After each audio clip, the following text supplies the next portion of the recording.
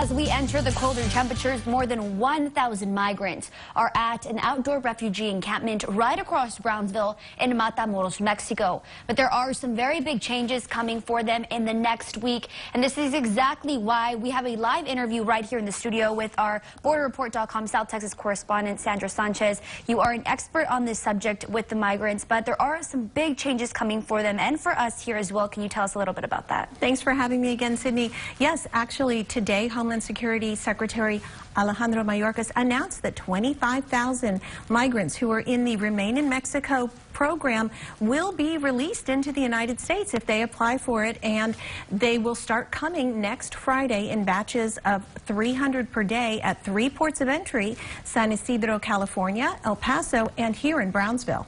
So that would be about 900 throughout those 3 ports. So about 900 a day in the valley, or in the nation.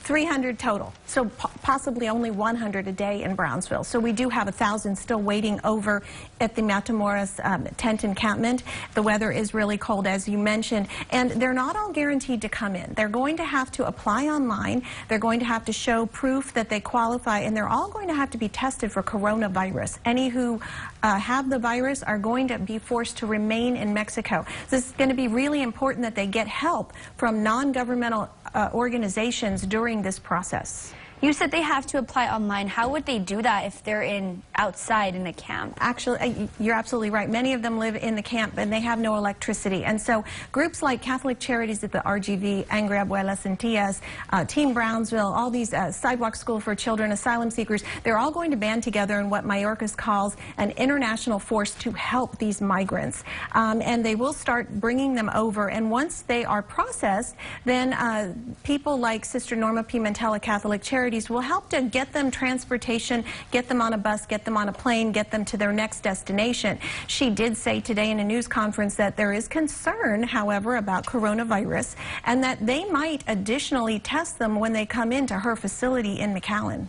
And this is very expensive, I imagine, to have all of the tests, to feed them, to help them with everything coming across. How is this going to be paid for? Well, it's interesting you asked that question. Today, the Laredo Mayor, Pete Sines, expressed real concerns. He said if the government's going to inflict new policy upon us, they need to help pay for it. As you recall, in 2014, we had a surge of migrants come across, and these humanitarian organizations were out thousands of dollars as they tried to provide food, water, shelter, clothing, and even in some cases hotel and transportation services. Some of them did get reimbursed, but many did not. And so Sister Norma and the others were saying today, don't forget us, make sure that we get some federal dollars.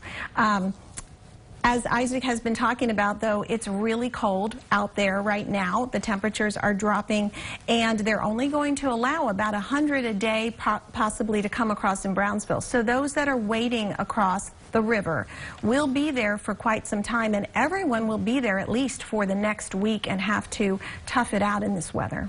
Absolutely. Well, if you'd like to learn more about the migrants on the encampment and then the changes for the MPP policy, you can always read more on Sandra's report on BorderReport.com. Thank you so much for being here again, Sandra. Thank you.